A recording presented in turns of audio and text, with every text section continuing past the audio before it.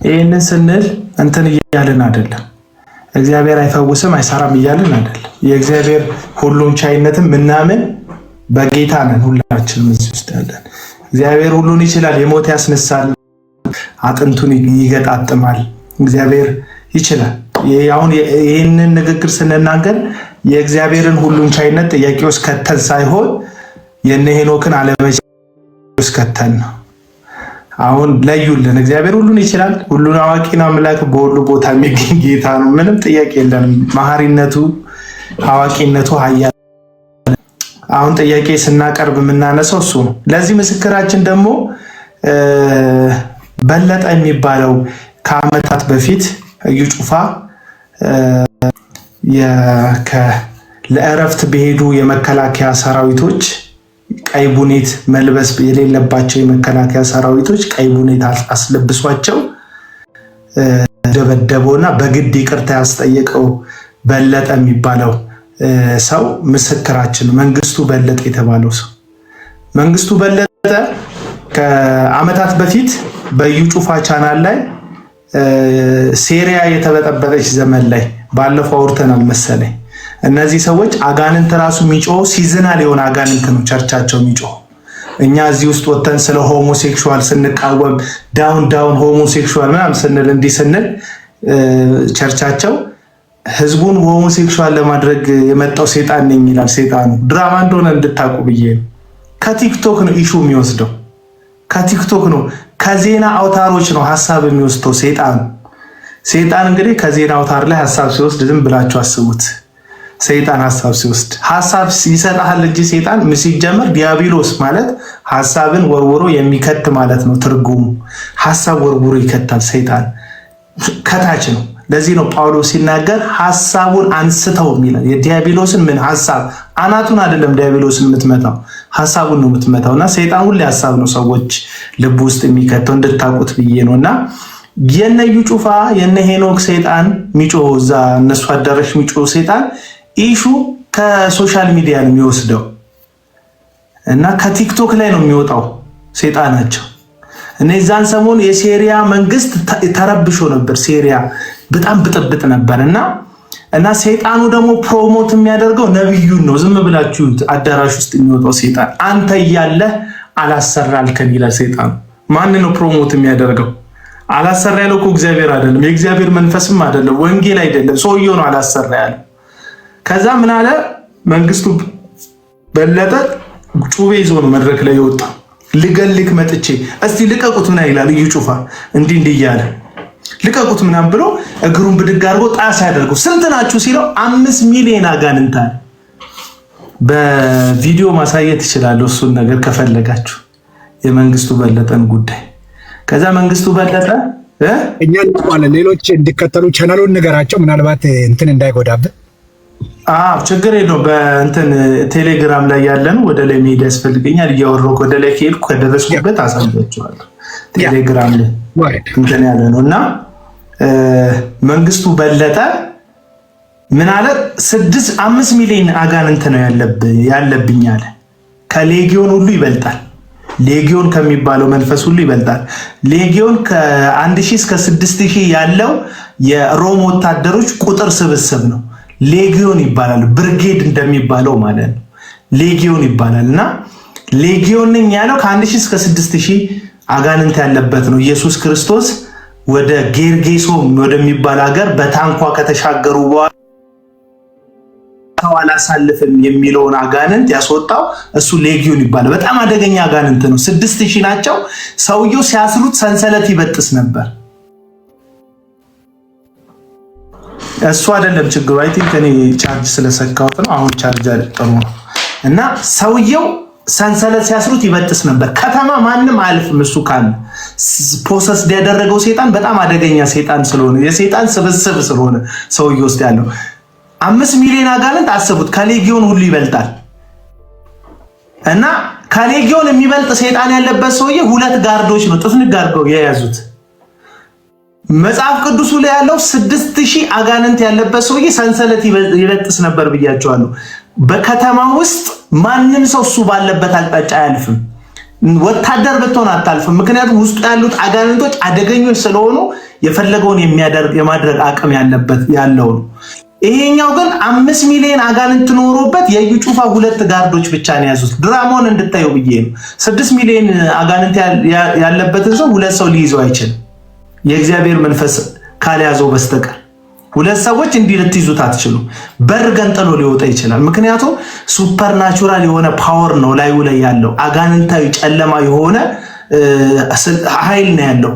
እኔ አይደለሁም ይሄን ያልኩት። 6000 አጋንንት ያለበት ሰውዬ ብረት ይበጥስ ነበር ይላል። ሰንሰለት በዛ ዘመን ያለ የዛገ ብረት የሚበጥስ ከነበረ አስበው እንግዲህ የዚህ ዘመኑን በጣም ነው የሚበጣጥሰው። እዚህ ፖሊሶች የሚያስሩበት በደንብ ነው የሚበጥሰው። ምክንያቱም ውስጡ ያለው ኃይል አደገኛ ስለሆነ ማለት ነው። 5 ሚሊዮን ሰይጣን ደግሞ አስበው ምን ያህል ፓወር ሊኖረው እንደሚችል፣ ምን ያህል ጉልበት ሊኖረው እንደሚችል። የዩ ጩፋ 5 ሚሊዮን ሰይጣኖች ግን የዩ ጩፋ 2 ጋርዶች ናቸው እንቅ አድርገው የሚይዟቸው። ከዛ ምን አለ? ኢትዮጵያን እንደ ሴሪያ ልበታትን የመጣሁት አለ ሰይጣን። ምን አለ? እንደ ሴሪያ መከላከያን ያረገጠበት መምሰሪ ወታደሮችን ያረገጠበት ማለት በዩ ጩፋ የዛ ቪዲዮ ላይ አይደል? እሱ ሌላ ታሪክ ነው። መከላከያው ሲመጡ በአርጎ ፌንት የሚሰሩት አሁን እነሱ እኮ መከሰስ እኮ ተከሷል። አይ ቲንክ ተከሷል ይመስለኛል እዛ ቦታ በመገኘታቸው ከማርቆስ ወንጌል ላይ ከ3000 እስከ 6000 ነው የሚለው። ሌጎን 3000 እስከ 6000 ያው ከ1000 እስከ 6000 ነው ያልኩት።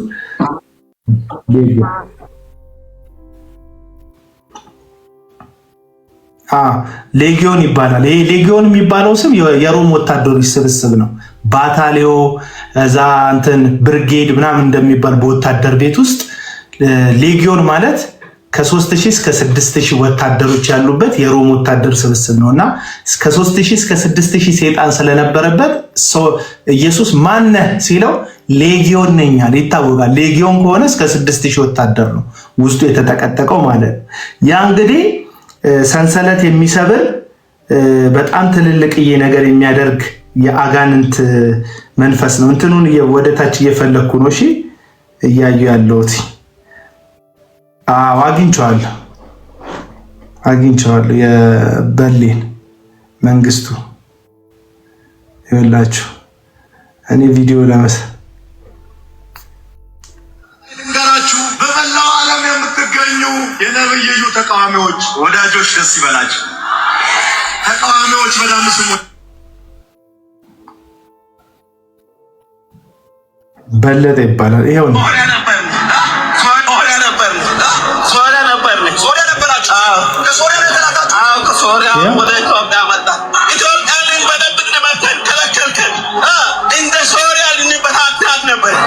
ስሜ መንግስቱ በለጠ ይባላል።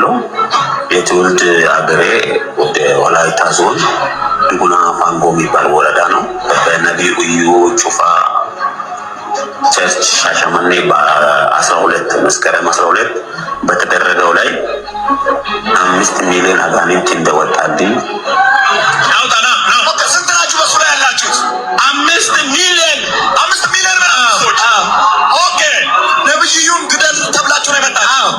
2 ሰዎች መጥቶ አነጋገሩ። አንደኛው የራሱ የእዩ ጩፋ ወንድም እና ምንድነው ይሄ ሰው የሚለው የዩ ጩፋ ወንድምና ሌላ ሰው መጥቶ አነጋገሩኝ። ከዛ ስክሪፕት ሰጡኝ። 5 ሚሊዮን አጋንንት እንዳለብህ አድርገህ ተውን አሉኝ። ከዛ 5 ሚሊዮን አጋንንት አለብኝ አልኩኝ። ከዛ ለምንድን ነው የተላከው? እዩ ጩፋን ላጠፋ እንድገድል፣ ከዛ ኢትዮጵያን ለመበጣጠል። ከዛ አንተ ስላለ ግን መስራት አልቻልኩም ማለት ይሄ የትወና ሰይጣን። ከዛ ሰውየው አጋለጠው። እዚህ ቪዲዮ ላይ ተከፍሉኝ ነው አለ። ተከፍሉኝ ነው ባለማግስት እዩ ጩፋ በወታደሮች ይሄን ሰው አስጠልፎ ለእረፍት በሄዱ ወታደሮች አስጠልፎ፣ ይሄ ነገር አሁንም መንግስት ሊጠይቀው የሚገባ ጉዳይ ነው። አስጠልፎ ደበደቡትና ሰውየውን በግድ ይቅርታ እንዲጠይቅ አደረጉት። ማስረጃ አለ። ይኸውልሽ ላሳያችሁ። ላይቴ ከኋላ እየገባብኝ ነው። ይኸውላችሁ እዚህ ጋር የኢዩ ጩፋ ቸርች ይቅርታ እንዲጠይቅ ቢሮ ውስጥ በወታደሮች በዚህም መሰረት ቤተክርስቲያኗ ሲያስፈራሩት ነው። ይኸውላችሁ በጥንቃቄ እንድታዩ ትፈልጋለሁ። ወደዚህ ላዞርና አላሳያችሁ። ወደዚህ ባዞረው የሚሻለው ካሜራውን ልጥረገውና ዋላውን ካሜራ ከዛ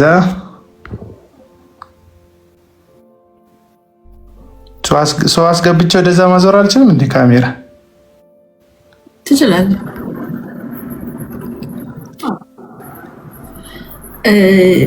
አዲስ ነው እኮ እኔ እንደዚህ ሆስታ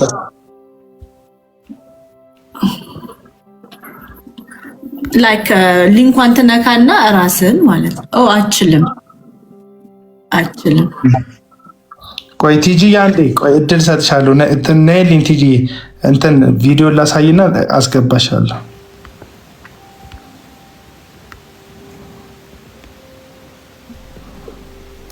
ይቻል ነበር ወይ አስወርጃት ይቻል ነበር። አይ ቲንክ አይቻልም። እንሞክር። ይኸውልሽ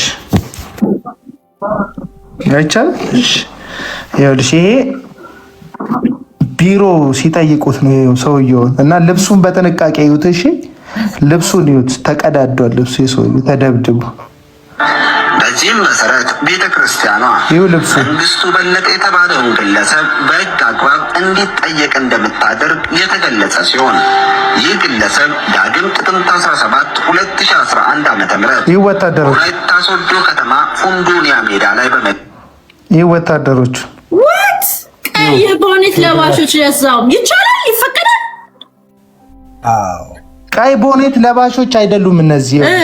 ለእረፍት ሄደው ቀይ ቦኔቱን ህገወጥ ነው። ቆይ ብዙ ታሪክ አለው።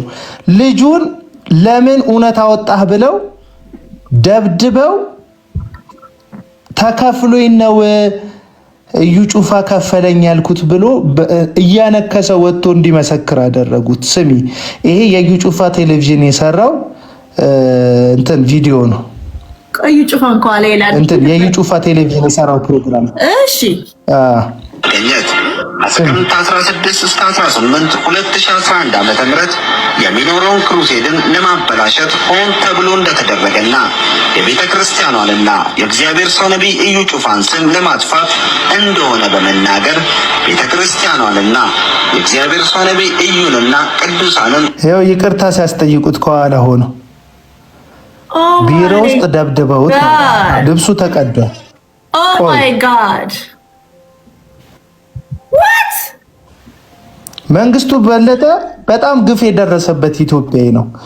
ፉንዱኒያ ሜዳ ላይ ሊደረግ ያለውን ክሩሴድ ለማደናቀፍ የውሸት መሰከረ ብለው የእውነት የመሰከረውን ሰውዬ ደብድበው ውሸቴን የተናገርኩት ከፍሎኛል ያልኩት ውሸቴን ነው እንዲል ያደረጉት።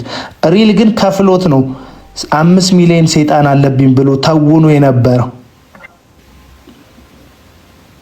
ታዲያ እኮ እነዚህ እኮ ማፊያዎች ይቅርታ የጠየቀ ሲሆን በዚህ መሰረት ታዲያ ቆየ እኮ ሌላ ቆይ ቪዲዮ ላሳይሽ። ይኸውልሽ መከላከያ ሰራዊት የመከላከያ ጀነራል በጉዳዩ ላይ አስተያየት ሰጥተዋል። በዚህ ጉዳይ ላይ ስለሄዱ ሰዎች ይኸው ዜናውን ስሚ። በመጨረሻም በአዋሳ እንደ ሃይማኖታዊ ስነ ስርዓት ላይ መለዮ ለብሰው ሰባኪውን ያጀቡት የመከላከያ ሰራዊት አባላት በቁጥጥር ስር ዋሉ። የመከላከያ ከፍተኛ ባለስልጣን የሆኑት ሜጀር ጀነራል መሐመድ ተሰማ ለመከላከያ ቴሌቪዥን በሰጡት መግለጫ ግለሰቦቹ የሰራዊቱን መተዳደሪያ ደንብ ጥሰው በመገኘታቸው መታሰራቸውን ይፋ አድርገዋል። ሁለቱ የመከላከያ ሰራዊት አባላት ቀይ መለዮ ያጠለቁ ቢሆንም የኮማንዶ አባላት ያልሆኑ በህገወጥ መለዮን ያጠለቁ መሆናቸውን አብራርተዋል። ወታደሮቹ ለእረፍት ወደ ቤተሰቦቻቸው በሄዱበት ወቅት ድርጊቱን መፈጸማቸው ተመልክቷል። በአዋሳ በተካሄደው ስነ ስርዓት ላይ ሰባኪው እዩ ጩፋ ማጭበረር ፈጽመዋል በማለት በሌላ መድረክ የተናገረ ሰው ተይዞ ሲገባ የሚያሳይ ቪዲዮ ላይ ተጠቃሾቹ ወታደሮች በአጃቢነት ተገኝተዋል። በቅርቡ አዋሳ ላይ በነበረው የእምነት ተቋም ሲያዋክቡት ተብለው የተነገሩን የሰራዊት አባላቶች የጀነራል የቪዲዮ ክሊፑንም ለማየት እንደሞከር ነው። በፋርዘር ማንነታቸውን ለማጣራት ተሞክሯል። ሁለቱ አክቲቭ የሰራዊት አባላት መሆናቸውን አረጋግጠናል። የሰራዊት አባላቶቹ ለአገር ቤት ፍቃድ ወደ ቤተሰብ ሄደው እዛ አካባቢ በረፍት ጊዜ ላይ እንዳሉ ወደዛ የእምነት ተቋም ሄደው የሰራዊቱን ዩኒፎርም ለብሰው በዛ መድረክ ላይ ተገኝተዋል። እዛ ቦታ ላይ የተገኙት የሰራዊት አባላት ሁለቱ ኮማንዶም አይደሉም፣ የኮማንዶ አባልም አይደሉም። በተለያየ የስታፍ እና የእግረኛ ስራ ውስጥ የተሳተፉ ይኸውልህ በግድ ነው እንደዚህ ያስባሉት። ይህን ሰውዬ ደብድበው ልብሱ ኦልሬዲ ተቀዷል። የታችሁታል ልብሱ የሰራዊት አባላት ሲገባም ያነክሳል። ሰውዬው እግሩን መተውታል። ይሄ እንግዲህ የመከላከያ አዛዥ ናቸው። እንግዲህ ወጥተው የኛ ሰራዊት ሁለቱ ቢሆኑም የለበሱት ቀይ መለየው ግን ህገወጥ መለየው ነው ብለው ለረፍት በሄዱበት ስራ ላይ አይደሉም። እነዚህ ሰዎች ግዳጅ ላይ አይደሉም። ኮማንዶም አይደሉም እኮ እያለ ነው። አይደሉም። ዋው ታዲያ እኮ አደገኛ አሸባሪ ነው። ዋው እንዴት አወቀ እኮ ነው። ማፍ ቀላል መሰለሽ የገጠመው ትግል። ይኸውልሽ ሌልቲ ይሄ ነገር አልተሰራበትም። ዝም ተባለ። ገባሽ? አንድ ነገር ሲታለፍ፣ ሁለት ነገር ሲታለፍ፣ ሶስት ነገር ሲታለፍ አንዱ አንዱን እያየ የወንጀሉን ልክ በጣም የወንጀሉን መጠን ከልክ በላይ እየለጠጡት ነው እነኚህ ሰዎች። ምክንያቱም ምንም ሲሆን አይታይም። አንድ የሃይማኖት ተቋም የሚገዛለት አንድ የሆነ ቢሮ መኖር መቻል አለበት። ምንም እንኳን እንትን ቢሆንም ህዝብ ነው። ህዝብ ህግ አለ፣ መንግስት አለው። የሚያገለግለው በህግ የሚመራ በህግ መንግስት ስር የሚያድር ህዝብ ነውና እንደው ዝም ብሎ በተፈቀደ የወደደውን ነገር የሚያደርግ መሆን መቻል የለበትም። የሃይማኖት ተቋማቶች የሃይማኖት አገልግሎታቸውን እኮ ለመትከል ለመንግስት ፈቃድ ለሚሰጠው አካል እኮ ለማሳመን ጽፎ የሚሰጡት እኮ አንድ ነገር አለ። ዝም ብሎ በመሬት አይደለም። ጽፎ የሚሰጡት ነገር ዜጋን ይጠቅማል ወይ? የሀገር የሚመጣውን ትውልድ ታማኝ ያደርገዋል ወይ? የዛን ማህበረሰብ ባህል ይጎዳል ወይ? የህዝቦችን የጋራ ጉዳይን ያበላሽ ይሆን ወይ? ለሀገር ደህንነት ስጋት ይሆናል ወይ?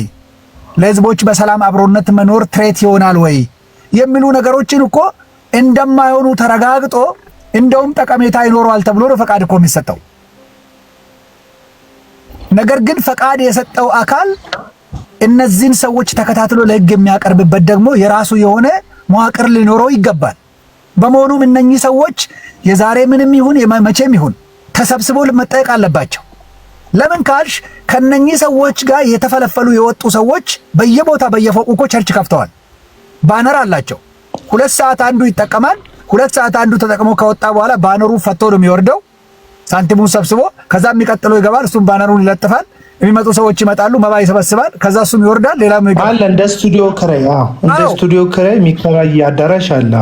እንደዚህ 4-5 የሆኑ ታምሮ አያልቅም ኢንተርናሽናል ቸርች። ከዛ ቀጥሎ ደግሞ ኒው የእግዚአብሔርን ድንቅ ስራዩ ዓለም አቀፍ ቤተክርስቲያን ይገባና ያገለግላልና አዳራሹን ለ5 ለ6 ነው የሚገለገሉበት። ሁሉም ዓለም አቀፍ ነው ደግሞ ስማቸው አይቻለሁ። ያው ሁሉም ዓለም አቀፍ ነው። እሱ ህግ ነው። እሱ የካውንስሉ አንድ ህግ ነው።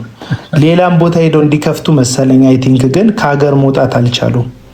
የቋንቋ ሙስንነት፣ የሀሳብ ሙስንነት አለባቸው። አይ አቤል ይኸውልህ ፈቃዱ እኮ ሲሰጥ ዓለም አቀፍ የሚል እኮ ቢያንስ አንድ ነገር ባለ ራዕይ መኖር አለበት የሚመራው። ኢትዮጵያ የ80+ ብሔር ብሔረሰቦች ሀገር እንደመሆኗ ተው ዓለም አቀፍን ኢትዮጵያ አቀፍ ይሁን። ይሄ ሰውዬ ስንት ቋንቋ ችሎ ነው ይሄን አቀፍ የሚሰራው የሚል እኮ ከግምት መግባት ነበረበት። ለማንኛውም ስቱዲዮ ቤቶቹ ማለት እዩ ጩፋ ራሱ እኮ ተቀባይነቱ እኮ የሆነች ቦታ አካባቢ ብቻ ነው። ተቀባይነቱን ሄዶ ልክ የሆነ ግርግር ሲፈጠርበት ኮንፈረንስ ብሎ እዛ ሄዶ ወንጌል ስርጭት ብሎ የሆነ ሾው ያሳያል። ካባይ ለብሳል፣ ይጨፍርላቸዋል ይባላል እንጂ ከዛ ያለፈ የለው። አሁን ወደ ዘመዶችሽ ይሄዳል።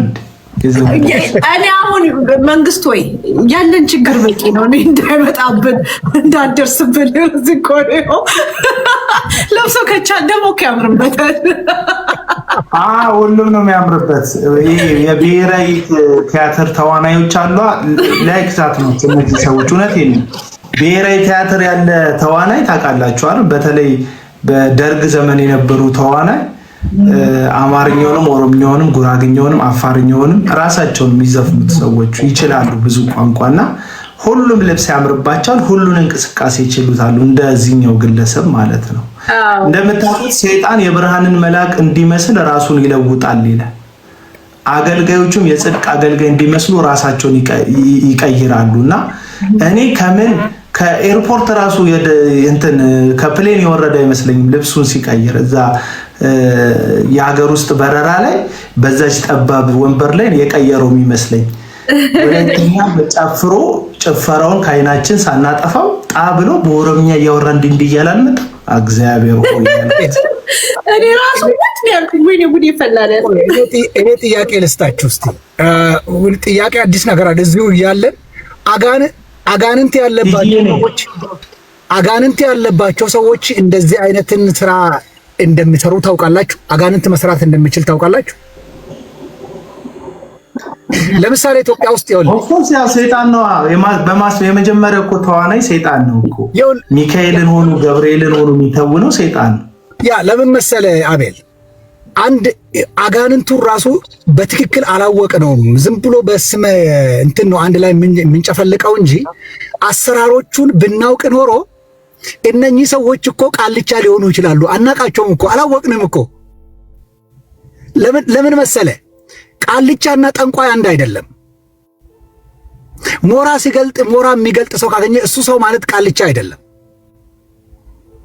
ድግምት የሚጽፍ ሰው ማለት ቃልቻ አይደለም። ድግምት የሚጽፍ ሰው እንደነዚህ አይነት ሰዎች ወጥተው አደባባይ ህዝብ የሚያገለግል አይደለም። ጠንቋይና ቃልቻ ነው ህዝብን የሚያገለግለው። ህዝብ የሚሰበስበው እሱ ነው። ስርዓት የሚያደርገው እሱ ነው። ስርዓቱን የሚያራምደው እሱ ነው። እነኚህ ሰዎች ያ አለመሆናቸውን በምን ታውቃላችሁ? ኢትዮጵያ እኮ አናውቅም። ኢትዮጵያ ምን ያህል እንደማናውቀው ታውቃለህ? የጨሌ መንፈስ ሲባል ሃሌሉያ እኮ የምንል ህዝቦች እኮ ነን። የጨሌ መንፈስ የሚባል ግን የለም።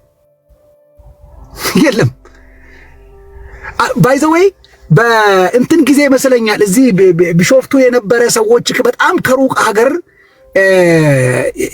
የሆነ እንትን ለማጻፍ የሚመጡበት እኮ የሆነ ሰውዬ ነበረ። ህዝቡ ሲመለስ ምን ነበረ ሲል የነበረው በጣውላ በጅብ ላይ እኮ ጣውላ የሚያስጭኑ ሰዎች እኮ ነበሩ።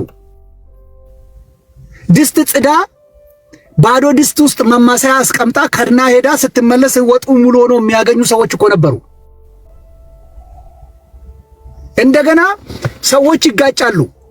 ሰዎች ተጋይተው ለፍርድ ጠንቋይ ቤት ይሄዳሉ። ጠንቋዩ ያጣላ የገሌና የገሌ ነው እንዲህ ሲያደርግ ነበረ ምልክቱ ብሎ ይነግረዋል። ጠንቋዩ ሰውየው የሚያውቀውን ነው የሚነግረው። ተመልከት፣ አንተ የምታውቀውን ምስክር መሆን የምትችለውን ነገር ይነግረዋል። ሄድና ሰውየውን ጠርተና ይለዋል። ሄዶ ሰውየውን ጠርቶት ይመጣል። ሰውየው ቆሞ በእንዲህ አይነት ቀን እንዲህ አድርገህ ነበር፣ እንደዚህ አይነት ቀን እንደዚህ አይነት አድርገህ ነበር፣ እንደዚህ ላይ ሰርተህ ነበር ስለ አው ሰርቻለሁ ይላል ሰውየው። ስለዚህ ፍትሃቱ ይሄ ነው ተብሎ እዛ ጋር ይፈረዳል። ፍርዱ እዛ ነው ያለው። ጠንቋዮች ጋር እነዚህ ሰብአ ሰገሎች የሚባሉ አጋፋሪ የሚባሉ ይሄ የሽማግሌ የአፈታት ስርዓት በብሉይ ኪዳን ያለ ስርዓት እንዳለ ታውቃላችሁ። እነኚህ ሰዎች እነዛ አለመሆናቸውን በምን እናውቃለን ነው? እነኚህ ሰዎች እኮ እነዛ ሊሆኑ እኮ ይችላሉ። ወንጌልን ስለተናገረ ኢየሱስን ስም ስለጠራ አጋንንት አይደለም ልትለው አትችልም። ይሄ ስራ ኢትዮጵያ ውስጥ በጣም የበዛ ነው። ይሄ ከመላእክት የሚያከብሩት እነዚህ ዜማም አላቸው። ገብርኤልንና ሚካኤልን ነው የሚፈሩት። ገብርኤልና ሚካኤልን የሚያወድሱበት ዜማ አላቸው። ማርያምን ያወድሳሉ። ለምን? ያውቁታል ህዝቡ ማንን እንደሚከተል እና 50 60 2 እስከ 300 ሰው ተሰብስቦ እኮ ለፍርድ ይሰበሰባል። በሳምንት 2 ቀን 3 ቀን። እኔ እኮ ይህን አይቻለሁ። እንደዚህ አይነት ፍርድ የሚፈርዱ ሰዎች ያኛው ፍርድ ጓዳ ውስጥ ተቀምጦ ነው መጋረጃ ጀርባ ተደብቆ። አሁን ይሄ አደባባይ ወጥቶ ያንኑ ፍርድ የሚፈርድ መሆኑ በምን እናውቃለን? በምን አጣራን? አላወቅንም እኮ። የሚያደርጉትን ተግባራት ከመጽሐፍ ቅዱስ አንጻር ግን ብንመረምረው አንድም መጽሐፍ ቅዱሳዊ እሴት በውስጡ ግን የለውም። ስለዚህ መለካዮቻችን ምንድናቸው ነው? ምንድነው?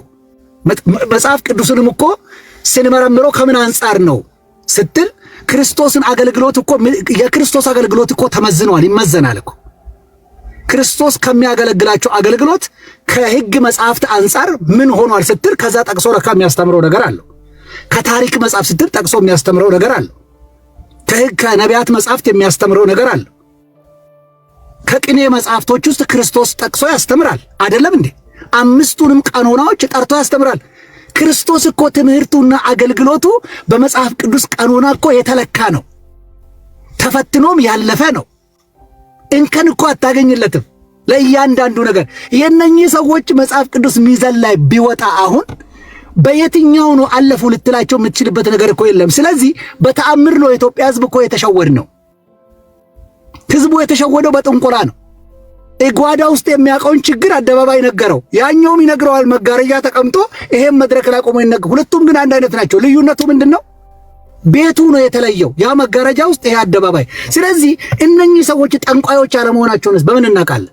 ያለን አማራጭ አንድ ነገር ብቻ ነው። ነገረ ስራቸውን አገልግሎታቸውንና የአገልግሎታቸውን ፍሬ በመጽሐፍ ቅዱስ ሚዛን ላይ ማስቀመጥ ብቻ ነው። መጽሐፍ ቅዱስ እንደዚህ ይላል። ያው እግዚአብሔር ነው የተናገረውና በኦሪት መጽሐፍት ውስጥ ምንድን ነው የሚለው? ሐሰተኛ ነቢያቶችን አትፍሯቸው ነው የሚለው። ሐሰተኛ ትንቢት ስለተነገረብህ ትንቢቱም ስለማይሆን አንተ ላይ የሚደርስ ነገር ስለሌለ አትፍራ ነው የሚለው። ሐሰቱን የተናገረው ግለሰብ ግን በእግዚአብሔር ፊት የፍርዱን ስለሚያገኝ አትፍራው ነው የተባልከው። አየ። ስለዚህ ትንቢቱን ሰማን እንጂ ትንቢቱን የሚያወሩ ሰዎች አደባባይ ትንቢት ማውራት እንደሚችሉ መናገር እንደሚችሉ መጽሐፍ ቅዱስ እኮ ነግሮናል። ያወሩሃል፣ ግን አንተ አትፍራቸው ነው የተባልነው። አትፍራ ነው የተባልነው እንጂ ሰዎች እውነተኛ ናቸው ብለህ ተቀበላቸው ግን አልተባልንም። ስለዚህ የሰዎች አገልግሎት፣ የሰዎች ፍሬ፣ የሰዎች የዕለት ተዕለት ከማህበረሰብ ጋር የሚኖሩት ኑሮ በመጽሐፍ ቅዱስ ሚዛን ላይ ብናወጣቸው እነኚህ ሰዎች መጽሐፍ ቅዱሱ ዜሮ ያረጋቸውን ሰዎች ነው እኛ ክበን በጭንቅላት ላይ ተሸከምናቸው። አሁን ቅድም አንተ ያሳየኋቸው መረጃዎች ሰይጣኑ ራሱ ምርጥ የሆነ ቲያትር መማር ያለበት ኢትዮጵያ ሄዶ ከነዚህ ሰዎች ይመስለኛል። እቤት አስገብቶ ሰዎችን ደብድቦ እንዲህ አይነት መስክር ብሎ አደባባይ ያመጣዋል። ይሄ ብቻም አይደለም እኮ ይሄ ብቻ አይደለም። ስትጸልዩ ተብሎ እኮ መጽሐፍ ቅዱስ ለሰው ልጆች እኮ የጸሎትን ሂደት እኮ ነግሮናል አይደለም እንዴ? ልጸልይ ነው ብለህ አደባባይ እኮ አታወራው። ተቀባብተህ ሰውነትን ጠብቀህ ውስጥን ሰውነትን አዳክመህ በመንፈስ ብርታት ለማግኘት እግዚአብሔር ፊት የምትወድቀው እንጂ ጸሎት ከበሮ ደልቀ ልመጣ ነው ብለህ ባነር ለጥፈ አቧራ አስነስተህ ፕሮሞሽን ጠርተህ የጾምና የጸሎት ቀን አለ በዚህን ቀን የሚባል አይደለም። ይሄ ከመጽሐፍ ቅዱስ አንፃር ማኔ ተቀል ፋሬስ ተብሎ ሊዋረድ የሚገባ ተግባር የለም። እንደዚህ አይነት ነገር እፍኝ ውስጥ ግባ ነው የሚለው እንጂ አደባባይ ውጣ አይደል። ስለዚህ አቤል ብዙ ነገሮችን እነኚህ ሰዎች ብቻ አይደለም እንደው በአጠቃላይ ብንመለከታቸው እነኚህን እኮ ሐሰተኛ ሰዎችን ከመንጋ እኮ መለየት ይቻል ነበረ። አንዱም እንዳንለይ ያደረገን ነገር አጋንንት ብሎ የነገሩንንም ጭምር ብዙ መለየት ያቃተን አይመስለኝም። አሜን የቻልን አይመስለኝም። አንድ ጊዜ እዚህ 6 ኪሎ ጀርባ አንድ ትምህርት ቤት አለ፣ ሆቴል ነው። ትምህርት ቤት አይደለም ሆቴል ነው። በጎች ይሸጡበታል እና እዛ አካባቢ አንድ ፕሮግራም ነበር እና አንዱ አገልጋይ ብድግ ብሎ የዚህ ኳይሮች አይን እንዳይከፈት ያደረገውን የኦዚያን መንፈስ መታው ይላል እግዚአብሔር አለ። የኦዚያን መንፈስ የሚባል ግን አልነበረም። ሰው አሜን ብሎ እልልታው ቀልጦ ፕሮግራሙ ከማለቁ በፊት እኔን ቁጣ ነዶብኛል፣ ፓስተር ፕሮግራሙ አላለቀም ማይክ ስጠኝ ብዬ ጮኮኔ እና ደነገጡ እሳቸው። መድረክ ላይ ወጣውና አይ የኦዚያን ቢባል መንፈስ የለም። ኦዚያን በሞተበት ዘመን ነብዩ ኢሳይያስ አይኑ ተከፈተ የሚለው ቃል ኦዚያን በሕይወት በመኖሩ ለነብዩ ኢሳይያስ አይን አለመከፈት ያደረገበት ተጽዕኖም የለም። አይኑ እንዲከፈትም በሞቱ ያደረገው አስተዋጽኦ የለም። ዘመን ለመለየት ብቻ የተባለ ነው። ደርግ በወደቀበት ዘመን ቢባል የደርግ መውደቅ ለግርማ ታደሰ ትምህርት ቤት መግባትም አለመግባትም ያደረገብኝ ተጽዕኖ የለም። ለመግባትም ያደረገልኝ አስተዋጽኦ ዘመን ለመለካት የመጣ እንጂ ኦዚያን ታሪኩን ከተመለከትከው የተወደደ ንጉሥ ነው። ሕዝብ ይወዳል፣ አምልኮ ይወዳል። ግን እንደምታውቀው በብሉይ ኪዳን ታቦት መንካት ግን አይችልም። መንካት የሌለበትን ነክቶ ተቀሰፈ ሰውየው። በኢሳይያስ ላይ ያደረገው ምንም አስተዋጽኦ ግን የለም። እንደዚህ አይነትን ነገር ኢትዮጵያ ውስጥ አንከላከለው። በቃ አሜን ሃሌሉያ። ዛሬ እኮ በነበረው ፕሮግራም ላይ እግዚአብሔር የኦዚያንን መንፈስ መታው ብለን እኮ ነው ያወራው። ምን የለም እኮ መንፈሱ። ስለዚህ እንዲህ አይነት ትውልዱ መጽሐፍ ቅዱሱን እንዲያነበው ሳይሆን ቅድም ያልኩት እኔ እነዚህን ተበልክቼ ነው ያን ጊዜ አዲስ አበባ እያለን ግሪሳ የምንለው ይህንን ማህበረሰብ የሚሮጠው ለምንድን ነው ግሪሳ ያልነው? ቁጭ ብሎ የሰማውን ከእግዚአብሔር ቃል አመሳክርም። አንተ ምንድን ነው አይልም። ሮጦ እርሻ ከዛም ሰብቶ ከዚህም ሰምቶ ከዚህም ሰምቶ ይሄዳል። ከበሽታው ጋር አብሮት ሰው ይኖራል። ለዚህ ነው ኢትዮጵያ ውስጥ ለሁሉም በሽታ ተነስ ሲባል የሚነሳ ጉባኤ ነው የምታየው። ሌላ በሽታ ስም ከጠራ ያው ጉባኤ ተመልሶ ይነሳል። መጽሐፍ ቅዱስ ሲያወራ ግን ፈውስ አንዴ ነው። ከበሽታ ጋር እንድንኖር እግዚአብሔር አልፈቀደም። ነገር ግን እውነተኛ ወንጌል አልያዝንምና ምን ልል ፈልጌ ነው፣ እነዚህ ሰዎች ጠንቋይ አለመሆናቸውን በምን እናውቃለን? ጠንቋዮቹ እኛ መጋረጃ ጀርባ ያለውን ጠንቋይ እንጂ የምናውቀው ሱፍ የለበሰው ጠንቋይ መሆናቸውንማ እናውቃለን እንጂ በምን እናውቃ? ይኸውልህ የምናውቅበትን መንገድ ልንገርህ። አባባል የገባ እነዛ ሰዎች ቢሆኑ ጠንቋይ አለመሆናቸውን ስትል እንደው መጠራጠር አይደለም፣ በአራት ነጥብ የምናውቅበት እርግጠኛ የምንሆንበት መንገድ አለ። መጽሐፍ ቅዱስ የሐዋርያት ሥራ ምዕራፍ 8 ላይ ወደ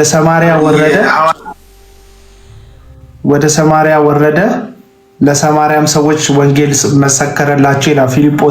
ስለ ፊልጶስ ሲናገር ከዛ ሲሞን የሚባል ጠንቋይ ነበረ። ህዝቡን በምልክትና በድንቅ ያስደንቃቸው ነበር ይላል።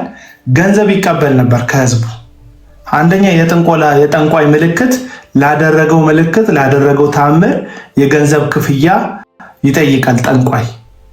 ለዚህ ነው የሚሰካ መርፌ ወይም ስጦታ ወይ በግ ወይ እጅ መንሻ ወይ ቡና ወይ ስኳር ወይ አንዳች የሚጠይቅህን ወይ ጋቢ ወይ መለማመኛ የሚባል ነገር ለጠንቋይ ይዘህ ትሄዳለህ።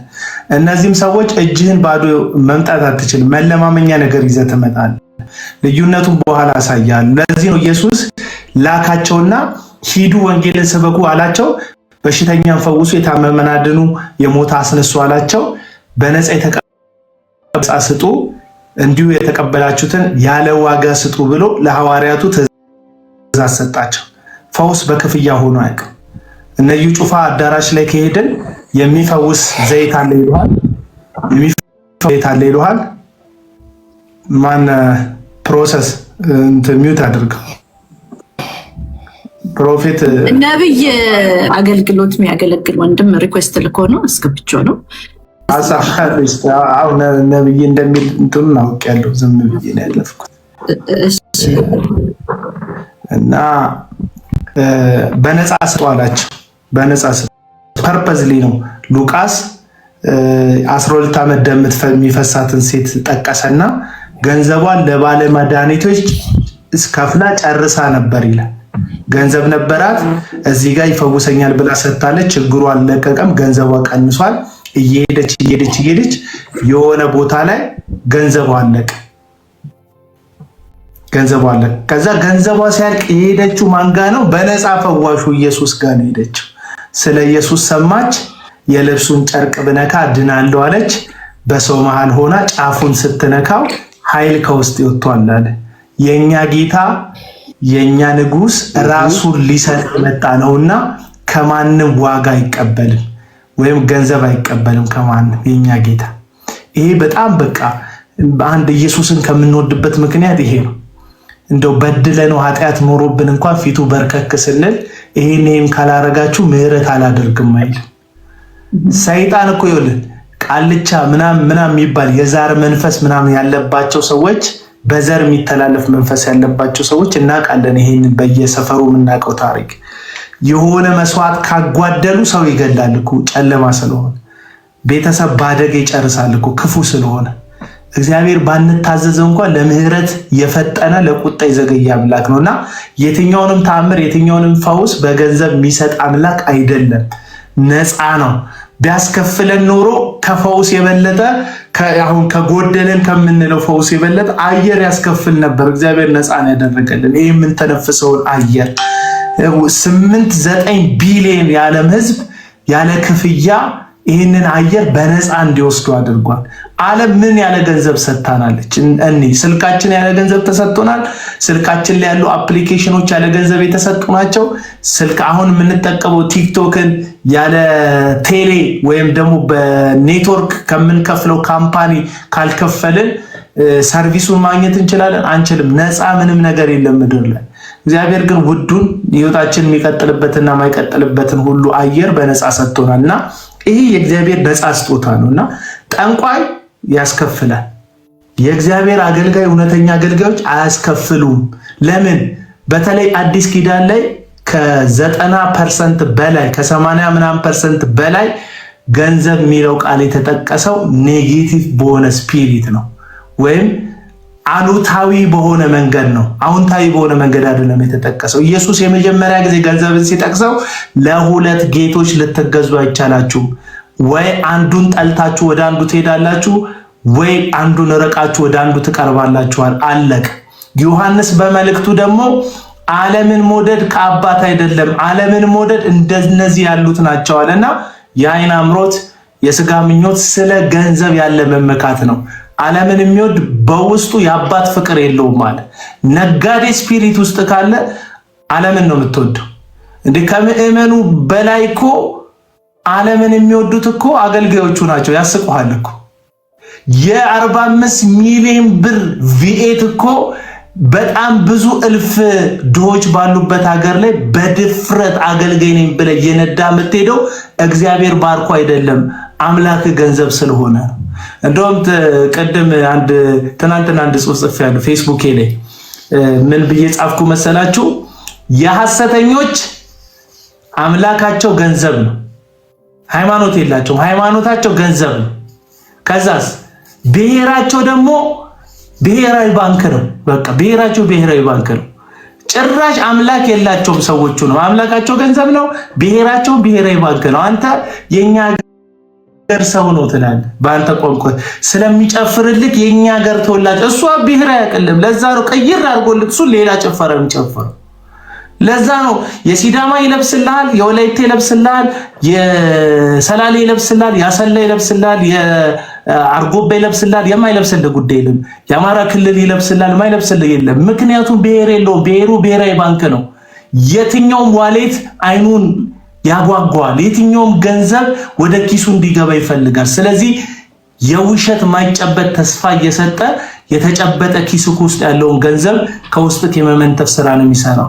አንድ ወንድሜ በቅርቡ አሁን ፋይናል ስቴጅ ላይ የደረሰ ካንሰር ያለባት ሴት አንድ በስሙ የሚታወቅ ቴሌቪዥን ቻናል ያለው አንድ አገልጋይ ነኝ የሚል ግለሰብ ካንሰር የያዛትን ሴት የጡት ካንሰር የያዛትን ሴት መድኃኒትሽን እንዳትወስጂ ሐኪም ቤት ከሄድሽ ትሞቻለሽ፣ ጌታን ይፈውስሻለሁ ብሎሻል ብሏል። አሁን ፋይናል ስቴጅ ላይ ነው ያለችው።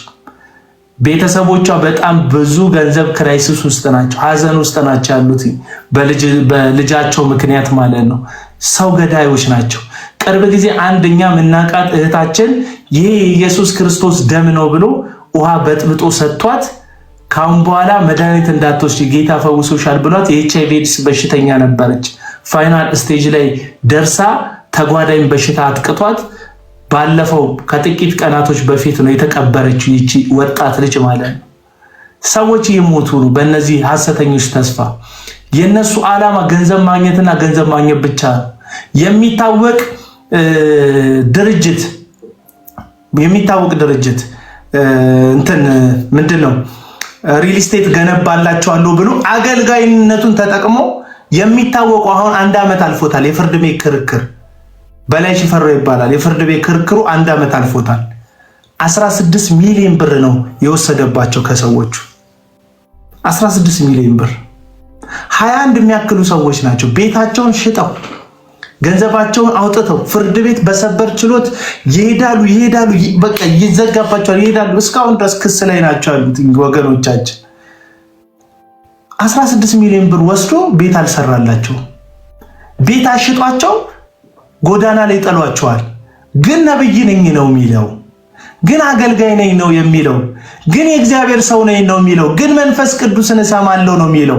ሰው ጎዳና ላይ ሲጥል ግን እንደ አንድ ተራ ግለሰብ እንኳን ርህራሄ የለውም። አንተ የጎዳና ልጅ እኮ ለሰው ያዝናል እኮ። አንተ ጨካኝ የምትለው ሌባ እኮ ልብስህን አውልቆ ጫማህን አውልቆ ሲያበቃ ቦክሰርህን ይተውልሃል እኮ። እነዚህ እኮ ቦክሰር አያስቀሩልህም እኮ። ማለት የጭካኔያቸው መጠን ማለት ነው። ዴቪሊሽ እንደሆነ ስራቸው እናቃለን። ምክንያቱም ስፒሪቱ ይሄ መንፈሱ እኛ ውስጥ ያለው አባባ የምንልበት የልጅነት መንፈስ ሳይሆን የአጋንንት መንፈስ እንደሆነ እናቃለን። ደግሞ እውነት ይመሰክርልናል።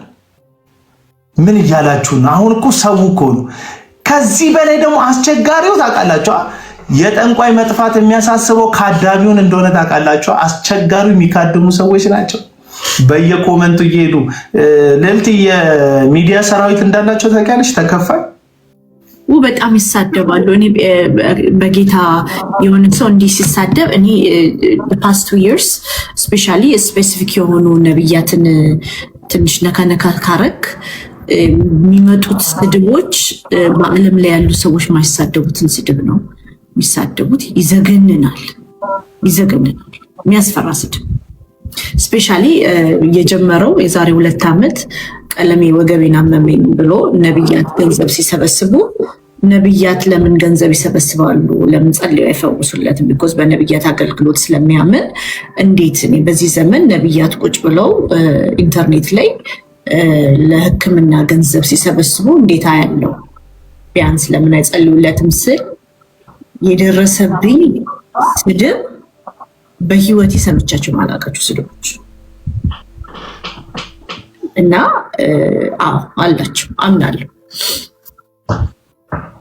በደንብ ይኸውላችሁ የሚዲያ ሰራዊቶች አሏቸው፣ የተደራጁ ናቸው ነው የምላቸው። የዳታ የሚከፈላቸው፣ ፖኬት መኒ የሚሰጣቸው፣ ፎሎወር ያላቸው። አሁን ሰሞኑን ይቅርታ ጠይቀዋል ሄኖክ ጄፒኤስ። ማታ ነው የለቀቀው ቪዲዮ ወደ 4 ሰዓት አካባቢ በኢትዮጵያ ከምሽቱ 4 ሰዓት ማለት የለቀቀው እና 100 ምናምን ኮመንቶች ይቅር ብለናል ይላሉ። አንዳንዱ በኦሮምኛ ነው አፉ ብለናል ይላሉ፣ ይጽፋሉ።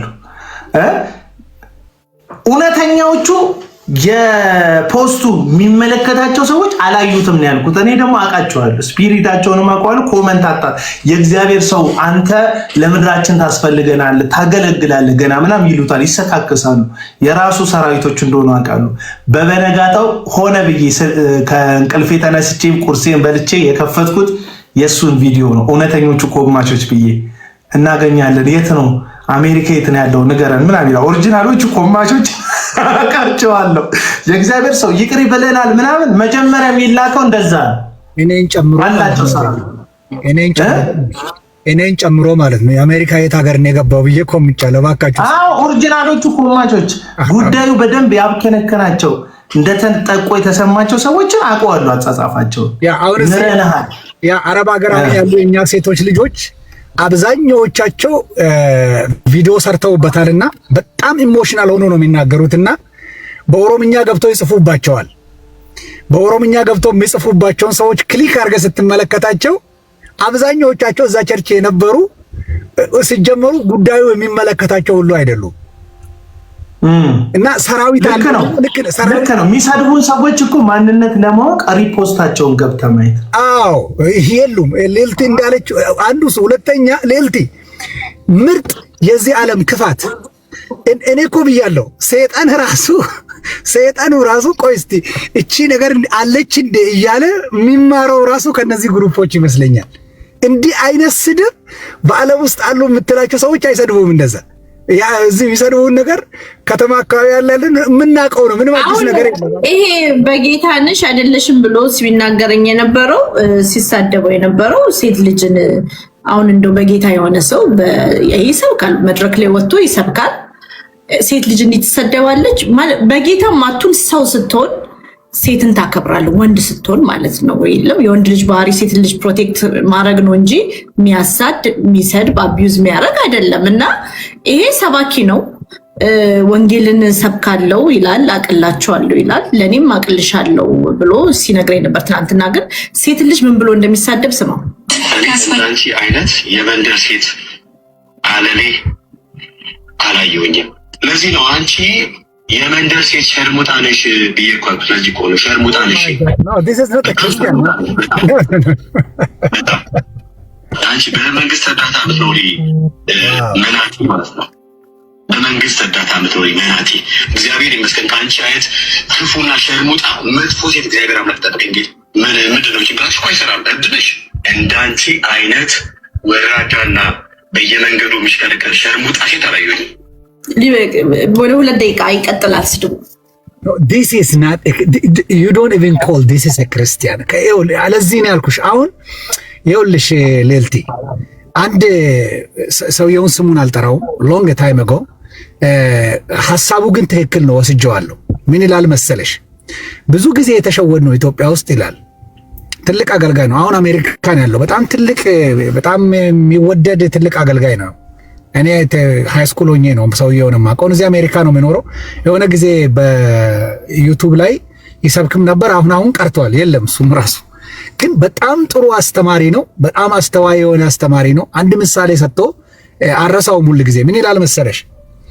ብዙ ጊዜ ሰይጣንን በጥቁር ስለሳሉልን ኢትዮጵያ ውስጥ አለ፣ በመጥፎ ስለሳሉልን ሰይጣን የሚባለውን የሆነ ቡቱቱ ለብሶ ጨለማ ነገር ሆኖ ተጎሳቁሎ የሆነ ነገር ሆረር ነገር መስሎ ቆሻሻ አካባቢ የምናገኘው መስሎን ተሸወድን እንጂ ዝንጥ ያለ ከረባት አድርጎ በጣም ተመችቶት ኬታ አምጥቶ ተቀባው እስክትል ድረስ እስክትቀናበት ድረስ ሆኖ በዘነጠ የሃይማኖት ልብስ አጋንንት ቤተክርስቲያን ውስጥ ቆሞ ትውልድ እያፈራ ነው አለ።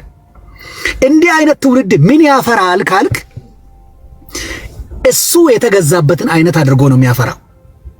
አፈር ይቅለልባቸው ቄስ በሊና አንድ ወቅት እንዲህ ብሎ ተናገሩ። ሐረርጌ አካባቢ ነው አገለገልኩ አሉ። ሲጨርስ 4 ሰዎች ጸለዩልኝ አለ። 4ቱም ሰዎች ጸልየውልኝ የዝሙት መንፈስ ሲገባብኝ ይታወቀኛል። መጥቼ ሰሆኜ ማገልገል አቃተኝ ለ4 ወራት። በስንት መከራ በጾም ጸሎት አፈር ስቃዬን በልቼ ነው እግዚአብሔር ይገላገለኝ። ቤተክርስቲያን ውስጥ የቆሙ ሰዎች ማን እንደሆኑ አናቃቸውም። ቤተክርስቲያን ውስጥ መቆማቸውን ነው እንጂ የምናቀው፣ ልብሱን ነው እንጂ ያየነው፣ ሰዎቹን የተገዙለት ማን እንደሆነ አናቅም። ሰዎቹ የተገዙለትን ይሄ ነው ብለን መናገር የምንችለው ከአፋቸው የሆነ ነገር ሲወጣ ስናይ ነው እንጂ የሚወጣ ነገር ካላየን አናቆማል። አሁን ልዕልት ያሰማችንን ሰውዬ እኮ ይሄን ሲቆር ጌታ ስሙ ይባረክ ስል እኮ ይሄን አይኑ ሁሉ ስልብልብ የሚል ሊሆን ይችላል እኮ ሃሌሉያ ስል ሁሉ ሞገስ ያለውም ሊሆን ይችላል። ምን ይታወቃል ብለን ግን ፍሬው ይሄ ነው።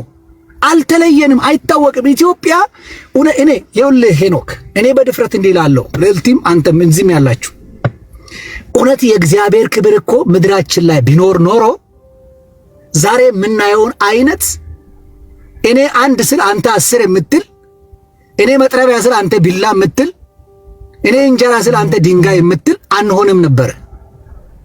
የለም፣ አልታወቀንም። ለዚህ ነው ብዙ ጊዜ የሳምሶንን ነገር እኔ የማነሳው።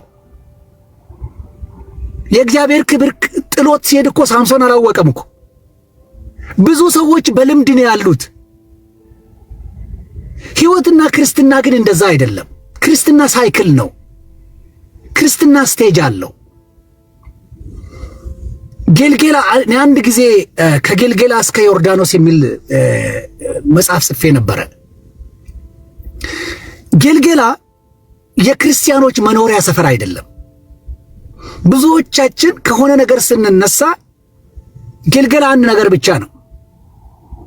ሰዎች እንደምን የሚተርጉሙት ግን it's the starting point of Christianity የክርስትና ሕይወትን ሃሁ ብለ የጀመርክበት ስፍራ ነው። ዓለምን ክጄ እንዲህ አድርጌያለሁ እንዲህ ብዬ እንዲህ ሆኛለሁ ስትል ለካድከው ነገር ጀርባን ሰጥተህ አዲስ ነገር የጀመርክበት ቦታ እንጂ ክርስትና ሕይወትን ግን የምትለማመድበት ቦታ ግን አይደለም። የእግዚአብሔርን ድምፅ እዛ ቦታ ላይ አታገኘውም። ባይዘው ገልገላ ላይ የለም፣ የእግዚአብሔር ድምፅ የለም። ሸለፈት የተወገደበት ቦታ ነው እሱ። የዓለም ስፍራ ነው እሱ። is a starting point of Christianity ሁለተኛው የእግዚአብሔርን ድምፅ የምትለማመደው ግን ቤቴል የሚባል ነው። አሁን ችግሩ የት ነው ያለው ካልከኝ፣ እንውሰድ ቀነኒሳ በቀለን ልውሰደው። ሩጫ ጀመረ እንበል 10,000 ነው የሚሮጠው የልጅ 20 ምናምን አካባቢ ዙር ሊዞር ነው 10 ምናምን እንደሮጠ አቋረጠ እንበል። በሚቀጥለው ጊዜ እዚህ ሩጫ ላይ ሲመጣ ቀነኒሳዬ አንተ እኮ ባለፈው 10 ሮጠ አቋረጥክ፣ ዛሬ መሮጥ ያለብህ ሙሉ ሳይሆን 10 ዲዳክት ተደርጎልህ ቆመ ጠብቀህ ትቀላቀላለህ ይባላል እንዴ? ክርስትናም እንደዛ አይደለም። እዚህ ጋር የተሸወድ ነው።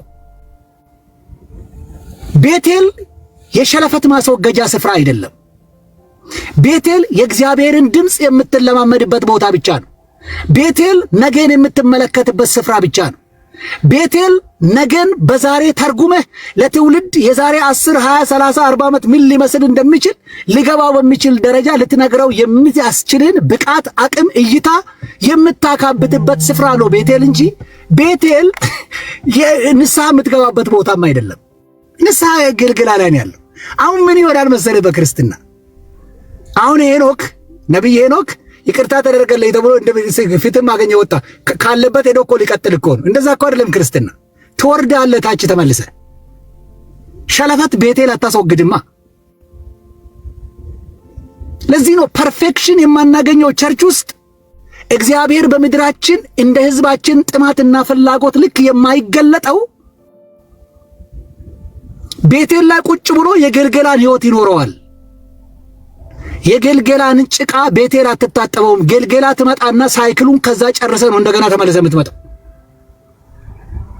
ለዚህ ነው ገና ጌታን ስትቀበል የትምህርት ናዳ ወርዶብ ታጥበ አልቆል ቆርጠ የምትሻገረው ድልድዩን ጥሰ ነው የምትሄደው። ከዛ በኋላ ከገልገላ ጋር አትታወቅም። ክርስትና ጉዞ ነው፣ ወደፊት ነው የምትሄደው።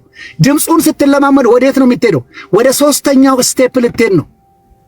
ወደ ኢያሪኮ ልትሄድ ነው። ውጊያ ልትሄድ ነው። ገልገላ ውጊያ መለማመጃ ቦታ አይደለም። ቤቴልም ውጊያ መለማመጃ ቦታ አይደለም። ለውጊያው ግን ምን አይነት ትጥቅ መታጠቅ እንዳለብህ የምታውቀው ቤቴል ላይ ነው። አቅምን ታጎለብታለህ። ጠላት የታጠቀውን አቅም ካላወቅ ስለማትወጋው ጠላት ያለውን አቅም ለማወቅ በሁሉም አይነት መካኒዝም የምትታጠቅበት ስፍራ ነው ቤቴል። ያዕቆብ ከባርነት ሲመለስ ምን አለ?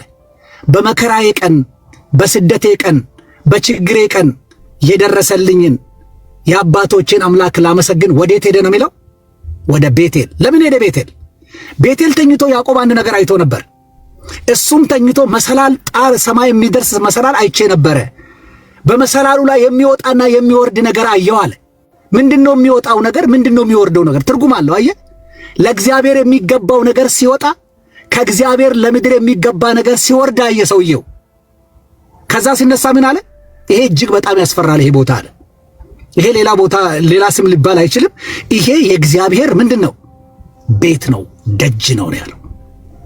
that is a place where the glory of God has magnified itself። ለዚህ ነው ቤቴል እግዚአብሔርን የእግዚአብሔርን ጣራ ጥግ ክብሩን የምታይበት ስፍራ እንጂ ሸለፈት የምታስወግድበት ስፍራ አይደለም። ኢያሱ ምዕራፍ 6 ላይ ኢያሱ ምን ይላቸዋል? ለእስራኤል ልጆች ምንድን ነው ያላቸው? ሂዱና ኢያሪኮን ዞራችሁ ነው ያላቸው አለ። ስንት ጊዜ ነው ዙሩ ያላቸው? 7 ጊዜ። ምንድነው ዙሩ? ይሄን ዙር የሚዞረው ክርስቲያን የት ሆኖ ነው? ቤቴል ሆኖ ነው የምትዞረው። ዙሩ ከመታጠቃ መሳሪያዎች አንዱ ነው። አንድ የዞረ ስትመጣ ዞሮ ሲመጡ ምን አያቸዋል? እንዴ አማሌቃውያንን አየን፣ ተመለከትን፣ ረጃጅሞች ናቸው፣ እንዲህ አየን፣ ይሄን አየን። የስለላ ዙር ይባላል ይሄ። ይሄን አይነት ስራ ክርስቶስ ኢየሱስ አድርጎታል። ማርቆስ ወንጌል ላይ ዲዳ ደንቆሮ መንፈስ የነበረበትን ልጅ አባቱና ደቀ መዛሙርቶቹ የልጁን ችግር ያወቁት 50%ን ብቻ ነው። 50ውን ግን አላወቁትም። ክርስቶስ ግን ሲመጣ እንዲህ አለ። ከመቼ ጀምሮ ነው እንዲህ የሚያደርገው አለው። አይ ከልጅነቱ ጀምሮ አለ። ስለላ ነው ኢያሱ 6 ላይ ከዛ ምን ያደርገዋል አለ። አንዳንዴ ውሃ ላይ ጥለዋል፣ አንዳንዴ እሳት ላይ፣ አንዳንዴም አረፋ ያስደፍቀዋል። እንደውም አለ እንደ ሞተም ሰው ሁሉ ያደርገዋል። ከዛ ይቀጥላል ሌላ ዙር። እንዴት ያደርገዋል? መቼ አለው ጠየቀው። በተለይ በጨረቃ ጊዜ አለው። አሃ ናው አገኘው። ሲዝናል ነው። ክርስቶስ አያውቅም ማለት ሳይሆን መካኒዝሙ ሲያስተምረን ይኸው የቤቴል ተግባር ይሄ ነው። ጠላትን ታውቃለህ፣ ዘመኑን ታውቃለህ፣ ቀኑን ታውቃለህ፣ ህዝብህን ታውቃለህ፣ ምድርህን ታውቃለህ። የምታውቀውን እግዚአብሔር በሚወደውና በሚፈልገው መንገድና ልክ አቅም አገልግሎቱን ለመስጠት የሚያስፈልግህን ትታጠቃለህ። በእውቀት፣ በማስተዋል፣ በተግባር። ክርስትና የአእምሮ ጭማቂ የምናወራው ሳይሆን በእንዲህ አይነት መካኒዝም የታጠቅነውን የእግዚአብሔርን ሕይወት ለሰዎች የምናካፍልበት የዕለት ተዕለት ኑሮ ነው። ስለዚህ ቤቴል ጌልጌላ አይደለም። ቤቴል ላይ ኢያሪኮ ውስጥ ያለውን ጦርነት፣ ኢያሪኮ ላይ የሚገጥምህን መከራ አይተህ ነገ መጥቶ አይ እግዚአብሔር ወንዶ እኮ ባልመጣ ኖሮ መቀነት ባልጠለፈኝ ብለህ የምታግሮምርምበት ቦታ ሳይሆን ቢገጥምህም እንኳን የምታመሰግንበት ቦታ ያኔ ነው ቦታ ነው። ግን የት ሆነ ነው የምታየው? ቤቴል። ያዕቆብ የት ሆኖ ነው ዘመኑን ያየው? ቤቴል። ኢያሪኮ ስትገባ በታጠቀው አቅም ጠላትን እየገነደስክ እየጣልክ የአገልግሎት ፍጻሜን ዮርዳኖስ አድርገህ የምትሻገርበት ስፍራ እንጂ አየህ፣ አላብዛው፣ አስረዘምኩት። መጽሐፍ ቅዱስ የክርስትና ሳይክሉ ይሄ ነው። አሁን የተቸገርነው ሰዎች ቤቴል ላይ ጥፋት ሲያጠፉ ቀጥ ብሎ ከአገልግሎት ማገድ ምን ማለት መሰለህ? ቸርች ውስጥ ያለው ልነግርህ ፈልጌ ነው። ብዙ ጊዜ ቸርቾች እንዲህ ሲያደርጉ ስህተት ይመስለኝ ነበረ ድሮ፣ ግን ልክ ናቸው። አገልጋይን ምን ያደርጋሉ? ከአገልግሎት ያግዳሉ። ለምን ነው የሚያግዱት? ከየትኛውም አገልግሎት ተሳትፈው ያግዳሉ፣ ግን ይከታተላሉ። ለምን? ራስን ተመልከት። ምን እያሉ መሰለህ? ወደ ኋላ ተመልሰህ ራስን እንድትመለከት ያደርጉሃል። ባይዘዌ በአክሱም ዘመን ፍሬምናጦስ የሚባሉ ንጉሥ መጀመሪያ የኦርቶዶክስን ቤተክርስቲያን ይዘው ኢትዮጵያ የመጡ ሰዎች ያን ጊዜ ከገነቧቸው ነገሮች አንዱ ንስሐ የሚባል ቤት ነበር። ንስሐ ማለት ለኛ ጸሎት ነው የሚመስለን፣ አይደለም። ንስሐ የሚባል ጸሎት ነበር። ማነው? ቤት ነበር። ወንጀል የሰራ ሰው እዛ ቤት ውስጥ ይቀመጥና ጨለማ ናት ቤቷ። ቄሱ ሌላ ቦታ ይሆንና የማይታይባት ቦታ ሰውየው ያጠፋው ጥፋት በእግዚአብሔር ዘንድ እንደሚያስጠይቀው ያነብለታል ከመጽሐፉ። ቀደምት የኢትዮጵያ ኦርቶዶክስ ቤተክርስቲያን ታደርግ የነበረው ተግባር ይሄ ነበረ። በነ አባ ሰላማ ወይም አባ ፍሬምናጦስ ዘመን ሰውየው ወይኔ ለካ እንዲህ ማድረግ አልነበረብኝም እያለ እንዲጸጸት እየተነገረው ረጅም ጊዜ እዛ ይቆያል። ሰውየው በቃ መጸጸት አለበት፣ ሲወጣ ተቀይሮ እንዲወጣ። the manifestation of that I think ቸርቾች አንድን አገልጋይ ጥፋት ሲያጠፋ ያግዱታል ከአገልግሎት ራሱን እንዲመለከት፣ ራሱን ተመልሶ እንዲያይ፣ ወደ ጌልጌላ እንዲመለስ፣ ንስሐ እንዲገባ፣ ስተቱን አድሚት እንዲያደርግ። አንድ ነገር ቅድም አልክ አቤልዬ፣ በጣም ወደድኩት። ቃሉ አክቹዋሊ 10 የባቢሎን ቀንዶች የሚል መጽሐፍ አንብበ ከሆነ ራእይ መጽሐፍ ምዕራፍ 17 ላይ አለ። ከ10 ቀንዶች አንዱ ገንዘብ ነው። ገንዘብ ጌታ ነው። አየ፣ ለዚህ ነው ጌታ ለሁለት ጌቶች አለ። ጌታ የመሆን አቅም አለው ማለት ነው። ገንዘብ ብቻ አይደለም ጌታ፣ ባይዘወይ ምክንያት ጌታ ነው። ኦኬ፣ ምክንያት ጌታ። የሚልክያስ መጽሐፍ ላይ ስትመለከት የእስራኤል ልጆች 4 ጊዜ ክርስቶስ ማነው እግዚአብሔር ሲወቅሳቸው ምክንያቱ ጌታቸው እንደሆነ ታያለ። ሐጌ መጽሐፍ ላይ ታያለ። በጣም ብዙ ቦታ ታያለ ምክንያት ምን ያህል ጌታ እንደሆነ። ከባቢሎን ቀንዶች ሁለተኛ አንዱ ገንዘብ፣ አንዱ ምክንያት፣ አንዱ ሃይማኖት እያለ ይቀጥላል። እነዚህ ጌቶች የተጠናወቱትና ውስጣቸው የነገሱ ሰዎች ይቅርታ እንኳን ለመጠየቅ አይችሉም። ኮምፕሮማይዝ ማድረግ አይችሉም። ለምን? ምክንያት በጣም አደገኛ ነው። ጭብጨባ ይበዛልሃል። አንዴ ከገባህበት ግን ለውርደትና ለውድቀት የተዘጋጀ ቁልቁል የሚወስድ መንገድ እንጂ መዳኛ አይደለም። ቱ ሜክ ሎንግ ስቶሪ ሾርት፣ ቸርቾች ሰዎችን ሲያግዱ የክርስትና ሳይክሉ ይሄ ስለነበረ ነው። ሰዎች ለዚህ ነው የእግዚአብሔርን ትልቁን ክብር ሀገራችን ላይ የምናየው። ዛሬ የፈለጉትን ያደርጋሉ፣ ነገ መድረክ ላይ ይጨፍራሉ። ዛሬ የፈለጉትን ይሰራሉ፣ ነገ መድረክ ላይ ይጨፍራሉ። ስለዚህ ነገር ስታወራ ዶክተር፣ ባለፈው እዩ ጩፋ የቃሊዮት ቤተክርስቲያን ያገደችውን አገልጋይ ጠርቶ በወላይተኛ የሚያውቁ ሰዎች እንደተረጎሙልኝ እንደፈለግኩን እነሱ ምንም ሊያመጡ አይችሉም፣ አቅምም የላቸውም።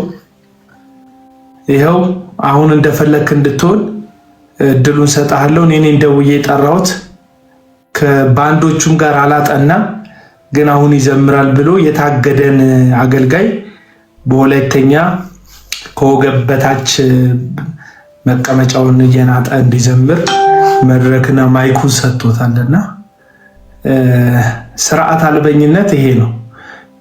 የቤተ ክርስቲያን እንደዚያ ታደርጋለች። ጳውሎስ ሐዋርያዊ ስልጣኑን ተጠቅሞ የእናቱን የአባቱን ባል ወይም እንጀራ እናቱን የተገናኘውን የቆሮንቶስ ቤተ ክርስቲያኑን ምእመን ነፍሱ በጌታ ቀን እንድትድን ስጋውን ግን ለሰይጣን አሳልፌ ሰጥቼዋለሁ ሲል መጽሐፍ ቅዱስ ላይ የቆሮንቶስ መልእክት አንደኛ ቆሮንቶስ መጽሐፍ ላይ እናስተውላለን። እንደዚህ አይነት ነገር ሲል ቤተ ክርስቲያን ጥቂቱ እርሾ ሙሉን ሊጥ እንደሚያቦካ ልምምዶች የሰውን ሕይወት ይበርዛሉ። ልምምዶች ለምሳሌ ከትዳር ውጪ የሄደ አገልጋይ ነገ ማይክ አንቆ የመዘመር እድል ታውቆበት እንኳን የሚያገለግል ከሆነ ነገ ከነገ ወዲያ ከሱ በታች ያሉት ሰዎች ሁሉ ከትዳር ውጪ ቢሄድም በቤተ ክርስቲያንም በእግዚአብሔር ፊትም ተቀባይነት አለን የሚል ህሊናን በጋለ ብረት የመጥበስ አገልግሎት ይሰጣል ማለት ነው። ህሊና ደግሞ በጋለ ብረት ሲጠበስ እንደ ቀድሞ መጸጸት፣ መወቀስ፣ እግዚአብሔር ፊት በንስሐ ለመውደቅ ጉልበትን ለማንበርከክ አቅም ያጣል። ከዚህ የተነሳ እግዚአብሔርን የምናመልክበት ስብስብ የኃጢአት ሆኖ ለዚህ ነው በብሉይ ኪዳን የሰራዊት አምላክ እግዚአብሔር በመካከላችሁ ያልፋልና እልፍ በሉ ሰውነታችሁን ቀድሱ ይላል እግዚአብሔር። እግዚአብሔር ሁሌ የተቀደሰ ነገር ይፈልጋል፣ ቅዱስ ነገር ይፈልጋል። በተለይ ደግሞ በአዲስ ኪዳን ልባችን የእግዚአብሔር መቅደስ ከመሆኑ ጋር ተያይዞ በቅድስና ብልቶቻችንን እንድንጠብቅ ቀድሞ ለአመፅ የዕቃ ጦር የነበረ ሰውነታችንን የጽድቅ ዕቃ ጦር እንድናደርግ እግዚአብሔር ይፈልጋል። አሁን ላይ ከባድ ነው። ካልበማቸው ይልቅ የፈቱትና የመሰረቱት ትዳር የሚበዛ ካልበማቸው ቁጥር ትዳራቸው ቁጥር የሚበዛ አገልጋዮች ምሳሌ መሆን የማይችሉ አንተ ግን በሁሉ የተፈተነውን ምሳሌ የሚሆነውን ራስህን አቅርብ ይለዋል ሐዋርያው ቅዱስ ጳውሎስ ለጢሞቴዎስ። በሁሉ የተፈተነውን ምሳሌ የሚሆነውን ራስህን አቅርብ። ራሳቸውን ምሳሌ አድርገው ማቅረብ የማይችሉ አሁን መድረክ መጋራቱን ስታይ አመፀኛው እና በጽድቅ አገለግላለሁ የሚለውን ሰው ለጥቅም ያላቸውን ተያያዥነት ስታይ አባቶች ናቸው በደርግ ጊዜ እግራቸውን ተገርፈውልኛል፣ ጀርባቸውን ቆስለዋል የምትላቸው በጽድቅ መጨከን ምሳሌ የምታደርጋቸው አባቶች ፌል ሲያደርጉ ገንዘብ ፌል እንዲያደርጉ ሲያደርግ የስልጣን ውድድር ፌል እንዲያደርጉ ሲያደርግ ወንበር ለመያዝ ማለት ነው፣ ሃይማኖታዊ ወንበር ለመያዝ በቃ ፍትጊያ ውስጥ ሲገቡ ስትመለከታቸው ምን ያህል ቤተክርስቲያን ፌል ያደረገች በተለይ የኢትዮጵያ ወንጌላውያን አማኞች ቤተክርስቲያን ቅሬቶች ስቲል አሉ። እግዚአብሔር የሚጠቀምባቸው ብዙ ሰዎች አሉ። ግን በአብዛኛውን ለኃጢአት ዕውቅናን መስጠት ላይ የተመሰረተ ነገር እንዳለ ትመለከታለህ። ድምፅ የሚያሳፍሩ ድምፆች፣ ፓስተር ነኝ የሚሉ የሚያሳፍሩ ቮይሶች፣ ድምፆች፣ ማይሆኑ ጾታዊ ትንኮሳዎች ውስጥ የሚገቡ አመፅ። አንድ ግሩፕ አለ ታውቂኛለሽ ወይ ምን ታውቂያለሽ ነው ታውቂያለሽ የሚል የሴቶች ግሩፕ እዛ ውስጥ አሁን ታውቂዋለሽ ወይ የሚል ግሩፕ እና እዛ ውስጥ ከሚለጠፉ ከግማሽ በላይ ዘማሪና አገልጋይ ነን የሚሉ ሰዎች መሆናቸው በጣም የሚያሳፍር ነው። በቃ ይሰቀጥጣል። አንዳንድ ጥፍር ውስጥ መደበቅ ያምራል ስታያቸው ሰዎቹ። ይሄ መጣ አገልጋዮች በጣም አንዱ በጣም ኦቨር በጣም ይለጠፋል። አንደኛ የሐሰተኞችም ልምምድ አንዱ አካል እርካታ ቢስ መሆንና በእንደ ሪቹዋሉንም የአጋንንታዊ ስርዓትን ቅድም ጠንቋዮች ናቸው እያለን ነበር። አጋንንታዊ ስርዓትን የሚፈጽሙት እንዲህ ሴክሹዋል ከሆነ ነገር ጋር በተያያዘ ልምምድ ውስጥ በመዘፈቅ እንድትሆነ እንድታስተውሉት ነው። ቲጂ ያለች ቲጂ ዘማሪ ናት፣ አገልጋይ ናት፣ እናት ናት። በጣም የተወደደች እናት ናት ቲጂ ያለች። ቲጂ አፍነንሻል ብዙ ሰዓት በጣም አድማጭ ናት። ሚታስርና አጋታለሽ ቲጂ አንድ መዝሙር አለ ቫይራል ይወጣ በጣም ቫይራል ይወጣ ሰላም ለእናንተ ይሁን። እንደምን ዋላችሁ? እኛ ጋር ኦልሞስት አፍተርኑን ነው። ይጂ ሰላም ላንቺ ይሁን። ሰላማችሁን ተቀብለናል። እንደምን አለ አቡና? እየጠፍተሃል። ክሪስማስ ብለን ደህና ነህ? ታንክ ዩ ሶ ማች። አለው ታለም አለው። እግዚአብሔር ይመስገን። ደህና ነህ? ደህና ነኝ ታለም አለው። እግዚአብሔር ይመስገን። አሜን። እግዚአብሔር ይመስገን። በዚሁ አጋጣሚ ልዕልቲን በጣም ነው የማመሰግንሽ። በፋሲካ ላይ የሰራሽው ቪዲዮ በጣም ነው በእውነት እግዚአብሔር አምላክ ይባርክሽ። ደስ ይላል። ተባረኪ። ዘመንሽ ብርክ ይበል።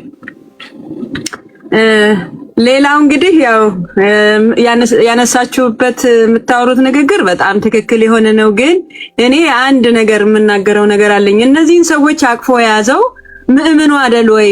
አይታችሁ እንደሆነ እዩ ጩፋ ቤተክርስቲያን በየሳምንቱ የሰው ብዛት፣ የሰው ጩኸት። እኔ ቅድም ወንድሜ አንድ ነገር ሲናገር ነበር። ይሄ ህዝብ በእውነት አዚም ተደርጎበታል እንጂ እየታየ ያ ሁሉ ህዝብ እኔ በጣም ነው የሚገርመኝና አቅፎ የያዛቸው ህዝቡ ነው። በእርግጥ ህዝቡ አቅፎ ስለያዛቸው ስህተታቸውን ዝም ብለን እንለፍ ወይ አይባልም። ስህተታቸውን እንነግራቸዋለን። ግን የትኛው አካል ነው የሚያስቆማቸው? እኔ የሚገርመኝ እኮ ከዚህ የበለጠ እኮ እውነቴን ነው ዓለም ላይ እኮ ይሄ ማፊያ የተባለው ዱርዬ ይሄንን እኮ አይሰራም። ማን ነው የሚያስቆማቸው? ማን ነው ሀይ የሚላቸው? ግን ስህተታቸውን እየሰሙ ወይም እያወቁ እንዲሄዱ ህዝቡ እንዲነቃ ለማድረግ ካልሆነ በስተቀረ እኔ በእነሱ ዙሪያ ምንም አይነት እንደው እንትን ይላል የፍርሃት ነገር ይታይባቸዋል ብዬ አላስብም። ግን አንድ ነገር አውቃለሁ። ጌታ ኢየሱስ ክርስቶስ እስኪመጣ እኛ እስክንሄድ ድረስ በህይወት እያለን ግፋቸውን የሚያደርጉትን ነገር ሁሉ እንናገራለን። ትክክል እንዳልሆኑ ሳንናገር አናልፍም እንጂ ወገኖቼ፣ የሚሰሩት ስራ በጣም እኮ የሚዘገንን ነገር ነው። አንዱ ወንድማችን እልየጋ ገብቶ ሲናገር አንድ ታዋቂ የሆነ ነብይ ቤት ያሰራል አለ። እሱ ጋር ቤት እሰራለሁኝ፣ 4 ልጆች አሉኝ። እኔ አልቅሻለሁ የዛን ቀን። 4 ልጆች አሉኝ፣ ሰርቼ ገንዘብ የለኝም አለኝ። እንዲያውም ሊያስመታኝ። ከዛ ከሱ ጋራ ብዙ ነገር ከተነጋገርኩኝ በቃ ያስገድልሃል አሉኝና ጓደኞቼ እምባዬን ረጭቼ እኔ ያለ ሲናገር በጣም ገዳይ ነበርኩኝ አለ። በዓለም ጌታን አግኝቼ በቃ ጌታን አግኝቼ ጥሩ ሰው ሆኜ እየሰራሁ እንድበላ አምላኬ እንዳመሰግን ብዬ ወደሱ ተጠጋው። እሱ አስጠጋኝ። ቤት ይሰራል፣ ቤቱን ምሰራው እኔ ነኝ። በኋላ ገንዘብ አልሰጥ አለኝ። ከዛ እንዳውም ገንዘብ መስጠቱ አይደለም የሚናገረኝ ንግግር ህሊናን የሚነካ እና ሂዱጣ ብሎ ባዶ እጄን ወደ ልጆቼ እያለቀስኩኝ ገባሁኝ። ምን ላድርገው? ወንድ ነኝ። አንዳንዴ በቃ ይተናነቀኛል። አንድ ነገር ባደርገው ደግሞ እኔ ልጆቼንና ባለቤቴን ስለማስብ አልቅሼ ወጣሁኝ አለ እና ወገኖቼ ደሃው ተበዝብዟል። ደሃው ምእምኑ ያሳዝናል። እንደገና የሚሰጧቸው ገንዘብ አውጥተው የሚሰጧቸው እነሱ ናቸው። ኢማጂን የዮሴፍን ቤተክርስቲያን ማን ነው የሰራው? ማን ነው የሰራው? ምእምኑ አይደለም ወይ? ከዚህ እየተላከለት ብር ምን አይታችሁታል? የጀመረውን ቤተክርስቲያን ከየት መጣ? ክርስቲያኑን አውጥቶ የሚሰጠው ማን ነው የሚሰጠው? ለሱ ቤተክርስቲያን መስሪያ ሐሰተኛ መሆኑ ቡርቴ እየተባለ በሶሻል ሚዲያ ላይ ብዙ ሰው እያወቀው የጀመረውን ቤት አይታችኋል ወይ? ይሄ ብር ከየት መጣ ብትሉ ምእምኑን አውጥቶ የሚሰጠው ሌላ ሰው ማንም አይሰጣቸው። እነዚህ ሰዎች መና ከሰማይ እኮ መና ብር ወርዶላቸው አይደለም ወገኖቼ። እኔና እናንተን አውጥተን የምንሰጣቸው በተለይ በውጭ ዓለም የምንኖር ሰዎች ከየት መጥቶ ነው ዮሴፍ ያን ያህል ቤት የሰራው? ከሰማይ መጣው ወይም ደግሞ ከጓሮ ቀነጠሰው ብሩን? ኖ ህዝቡ ነው የሚሰጣቸው። ስለዚህ የዚህን ሰውዬ ቤተክርስቲያን አይታችሁ እንደሆነ አንድ ቤተ መንግስት በቃ ህዝቡ በዛ የጩኸቱ ትክክል እንደሆነ የሚያስተጋባው ህዝቡ ነው። የውጭ ሰው ትክክል አይደለም ነው አትንኩብን፣ ትክክል ናቸው እያለን እኛ ለነሱ እድሜና ጊዜ ሰጠናቸው። ግን እግዚአብሔር አምላክ በጽድቅ ይፈርዳል። ይሄን ለመናገር ነው። ሌላው ወደ ኢትዮጵያ ለመሄድ አስቤ ነበርና ትንሽ እኔ በማደርጋት ነገር 2 ሰው ወይም 3 ሰው ነው የሚያደርገውና በዚህ በውጭ ላሉት ኢትዮጵያኖች $7 በቀን የአንድ ስታርባክስ ቡና ሚስ ቢያደርጉ ይሄንን ኢትዮጵያ ውስጥ ላሉ አገልጋዮች በጽድቅ የሚያገለግሉ የሚራቡ ለልጆቻቸው መቋጠር ያልቻሉ ጫማ ልብስ የሌላቸው በእናት ቤተክርስቲያን ውስጥ ያሉ ድምጻቸውን ያላሰሙ ብዙ አባቶች አሉ፣ ብዙ እናቶች አሉ። ብዙ ደግሞ ወንጌልን በጎዳና የሚሰብኩ ሰዎች ገንዘብ ይፈልጋሉ፣ መጽሐፍ ቅዱስ ማሳተም ይፈልጋሉ። ስለዚህ ይሄ ደግሞ ሌላውን ነገር የኛ እርዳታ ትተን የኛ እርዳታ ይፈልጋሉ። ስለዚህ ከሄድኩ አይቀር አልኩኝና እኔ በራሴ ትንሽ አደረግን ነበር። አንድ ሰው፣ ሁለት ሰው፣ ሶስት ሰው። ግን ከነዛ ሁሉ የምሰማው ነገር ቤተክርስቲያን ውስጥ ያለው ችግር ከናታሊም ጀምሮ ከቤት መጥረግ ጀምሮ ጽዳት የሚሰሩ ቤተክርስቲያን ውስጥ የሚሰሩ ቅዱሳኖች ገንዘብ ይሰጣቸዋል። በእርግጥ ቤተክርስቲያንን መክሰሴ አይደለም፣ እነሱ እርቦናል ጠይቅልኝ ብለውኝ አይደለም። እኔ ግን በራሴ በማደርገው ነገር ቆይ ለምን ትንሽ ነገር ከማደርግ ሰው በዚህ ጉዳይ ላይ ቢተባበርና እንደዚህ በቃ ብዙ ቦታ መድረስ ብንችል ብዬ ይሄንን አስቤ ካሻፕና ዜላ አውጥቻለሁ። በቤቴ ብዙ ሰዎች ያስገባሉ። ያን በቂ አይደለም እና ወገኖቼ ሰው እየተራበ ነው። ክርስቲያኑ በእውነት ነው የምላችሁ ብዙ አመት በቤቱ ኖረው አገልግለው የተጣሉ ሰዎች አሉ። ማአሳዋሽ የሌላቸው ሰዎች አሉ። ልብስ እንኳን የሌላቸው። አንዱ ምን አለ? እኔ ያለ ሰው ፊት መናገር አልችልም አለ። ለምን እለዋለሁ? አልበላሁም፣ 3 ቀን አልበላሁም አለ። ለጾም ቢሆን እሺ፣ ግን ያለውን ችግር ነው ካለው ችግር አንፃር ነው። እና ደግሞ ምን አለ? አንድ ተማሪ ድሬዳዋ ዩኒቨርሲቲ የሚማር ነው። ኮምፒውተር እንግዲህ ዩኒቨርሲቲ ውስጥ አላውቅም ይሄ ምን ያህል እውነት እንደሆነ አይኔ ስላላየ ከፍተኛ ትምህርት የሚሰጥበት እንዴት አንድ ኮምፒውተር ለ5 እንዴት ይጠቀማሉ? እንደገና ደግሞ ኮምፒውተር ሊያጠኑ ሲሄዱ ብቻ በሰዓት ነው የምንጠቀመው አለ። ይሄ እዛው የነበረ ሰው ነው የሚናገረው። ወገኖች ይሄንን እንደ አሳሳቢነት ልዕልቲም በዚህ ጉዳይ ላይ በእውነት ዩኒቨርሲቲ የሚማሩ ቤተክርስቲያን በተለይ ኮምፓሽን ያደጉ ምንም የሌላቸው ሴቶች ልጆች ወንዶች ልጆች ገብተዋል። ስለዚህ ረዳት የላቸውም። ኢቭን ፖኬት መኒ ይፈልጋሉ። ያ የሚሰጣቸው መኒ እንዲዝናኑበት አይደለም። ምናልባት ሰዓት ረፍዶባቸው ቢዘጋባቸው ወጣ ብለው እዛ ሹሮዋንም እንዲበሉ ወገኖቼ ልንረዳቸው ያስፈልጋል። እንደገና ደግሞ በጣም የሚያሳዝነው ነገር ወላጅ ማለት በቃ ሚስቶች አሉ ልጆቻቸው ጥለውባቸው የሄዱ በብዙ አይነት ግፍ በነቢያት ውሸት በምናምን ልጆቻቸውን ብቻቸውን የሚያሳድጉ እናቶች አሉ። እኔ በዋትስአፕ ላይ ባቀርብላችሁ የሚናገሩት አይሰማም። አሜን። ይቅርታ አንተን እና ልዕልቲ ጋር ሂዱና እናንተ ቀጥሉ። እኔ መውጣት አለብኝ። አይ ቲንክ ከዛ ልጆቼ እየተንጫጩ ነው። ሚስቴን መርዳት ሶሪ ቴንክ ዩ አቤላ የሪስፔክት አደርጋለሁ። ትጂኒ ካንዳች እሺ ተባረክልኝ አቡራዬ አገኛለሁ። ተባረክልኝ አቡራዬ አገኛለሁ።